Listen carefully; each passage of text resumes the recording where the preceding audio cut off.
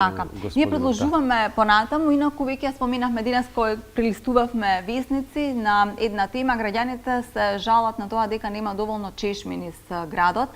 Меѓутоа, водовод е пак постојано на терен за да имаме вода до нашите домови, никогаш и да се случи некаков проблем, гледаат веднаш да ја санираат штетата, затоа што навистина во лето водата како е потребна. Вирче Блажевска утринава за сите проблеми со кои што се соочува водовод, но и едно главно прашање, Вирче, ќе имаме ли доволно вода за пиење летово? Така, Елена, добро утро, поздрав до тебе и до Иван и поздрав до гледачите на утринската програма на телевизија Сител. Јас сакам Македонија, веројатно да, во овој прв ден од летото. Најважното прашање е ќе имаме ли доволно чиста вода за пиење ова лето. Затоа секако дека често ги прашуваме одговорните од јавното предпријатие Водовод и канализација.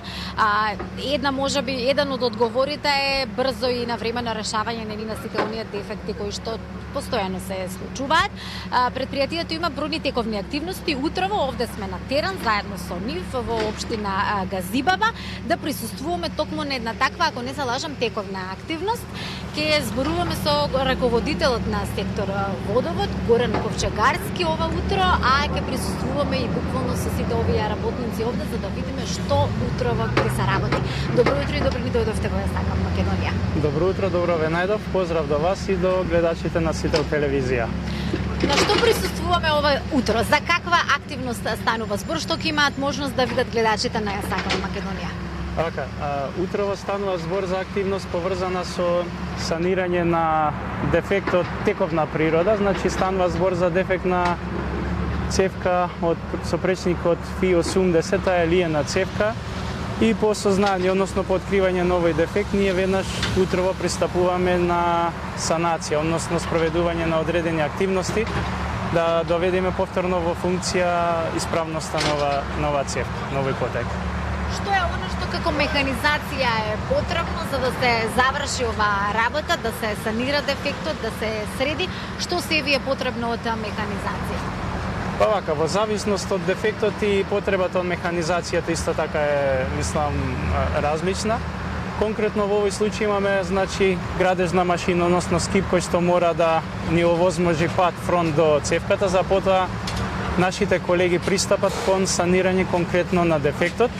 Пропратно некогаш се појавува и потреба, значи, од компресор каде што мораме да пробиеме одреден дел од асфалтна површина и повторно, значи, со градежна машина да дојдеме до дефектот.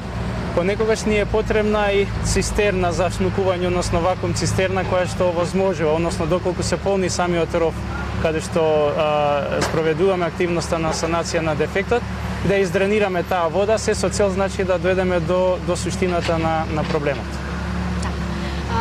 Колку работници се потребни, колку време би требало да речеме оваа активност? Вие ни кажавте дека малку повеќе време можеби ќе немаме можност да бидеме овде и да го видиме крајот, нели, завршувањето на санирањето на дефектот. Колку време трае санирањето на овој дефект и колку често се случуваат? Колку во текот на еден ден, да речеме, или постојано ли имате вакви активности и на кој начин всушност доаѓате до сознание за ваквите дефекти? Нели обично кога ќе видиме вода, јасно не е дека пукнала цевка или нели нешто се случува. Како ги решавате овие? Понекогаш дали е тоа доева од граѓаните? Имате ли вие, например, некоја систематизација на тоа како, на кој начин би требало да се решаваат дефекти? Значи, во нашето предпријатие постои дежурно информативен центар каде што граѓаните имаат можност да ги пријават сите дефекти. И тоа е влезен во еден DMS систем каде што ние од таму ги црпиме сите информации за појавата на дефектите. Конкретно, на вашето прашање можам да одговорам дека потребата од извршителите е во зависност од големината на дефектот. Обично тоа е група некаде од 4 до 5 луѓе, како што рековме, пропратена со соодветна механизација. Во делот на време трајањето не можеме да дадеме некоја прогноза. Повторно ќе спомнам во зависност од длабочината на цевката. Значи овде некаде се работи за длабочина од прилика од 2 метри.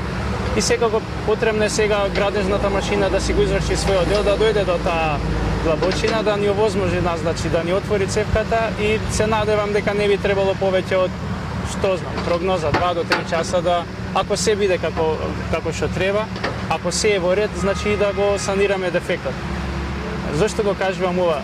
Некогаш наидуваме на проблеми. Знаете, во подземната инфраструктура ние не можеме да знаеме на што ќе наидеме. Некогаш наидуваме на кабли, можеби тоа се нисконапонски кабли, некогаш наидуваме на кабли од повисок напон.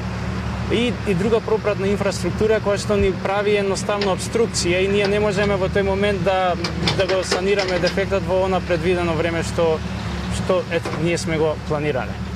И сега јас интересно е прашав колку често и дали секој ден, меѓутоа се случува ли во текот на еден ден повеќе вакви работни акции да имате? Се случуваат повеќе дефекти и тоа секојдневно, посебно сега во летниот период. Значи, освен оваа локација, ние сме присутни уште на 7 локации во Скопје. Некаде можеби ќе има потреба и од дополнителна активност во зависност од динамиката и појавата на дефектите, со тоа што по завршување на одреден дефект на некоја локација, веднаш ја пренасочуваме механизацијата на новонастанатата ситуација, односно на дефект кој што исто така има потреба да се санира. Инаку, секако постојат голем број на дефекти, меѓутоа ние даваме приоритети на тие дефекти во зависност од големината, квантумот на водата кој што тече, проблемот што го прави, значи истекувањето на водата и така натаму и така натаму. Во поглед на дефектите, што е она што го споменавме летниот период, што е она што е најчесто, на што работите во летниот период, кои се оние најчести дефекти, зашто најчесто граѓаните пријавуваат? Да, во летниот период самиот систем не е подинамичен, значи потрошувачката на вода од страна на граѓаните е поголема, а тоа имплицира и зголемена појава на дефекти. Дефектите се значи од различна природа, обично се тоа дефекти кои што ги решаваме на примарната, на секундарната мрежа, на приклучните цевки, на останати хидротехнички објекти како што се хидранти, затварачи, шибери, воздушни вентили и сето оно што е пропратно значи во нашиот систем. Сега, споменавме водата, го споменавме летото, поголемиот број на дефекти, уште едно друго прашање или како проблем, ако можам да го кажам, е оно што постојано кога ќе дојдат нели во оние повисоки температури и летниот период, кога е потребно повеќе вода и кога се користи повеќе вода, па се доаѓаат и оние апели да се чува водата, да се заштедува, за да може нели да ја имаме во летниот период. Тука во овој дел влегуваат и оние диви приклучоци. Често се случувало, нели, сме зборувале ние во изминатиот период и на оваа тема. Каква е состојбата моментално? Доаѓаат ли, стигнуваат ли оние апели до граѓаните кои што го злоупотребуваат на некој начин, да речеме, водниот систем? Ние секоја прилика ја користиме, ќе ви се заблагодарам и вас, значи што ете ни овозможивте на некој начин да апелираме до граѓаните, посебно во летниве периоди, каде што значително е зголемена потрошувачката на вода, да направат една рационализација. Посебно кај оние наши граѓани кои што имаат потреба да наводнуваат тревни површини, би замолиле, доколку веќе е неопходно тоа да го прават можеби во подоснежните часови, или еве еден апел до нив, сите ако имаат можност да се обезбедат сопствени бунари на техничка вода и преку таа вода тие да овозможат полевање на тие тревни површини, а нас да не остават водата во системот за пиење и повеќе да можеме да одговориме на потребите на граѓаните, односно за оно што ние сме и првенствено наменети да овозможуваме квалитетно, континуирано снабдување на вода за пиење. Кога сме кај потребите на граѓаните, потребата од вода во овој период кој што ни следи навистина ќе биде голема. Често се дискутира околу тоа има ли доволно фонтани, има ли доволно чешми во градот, има ли воопшто доволно нели места каде што може да се пие чиста вода за пиење.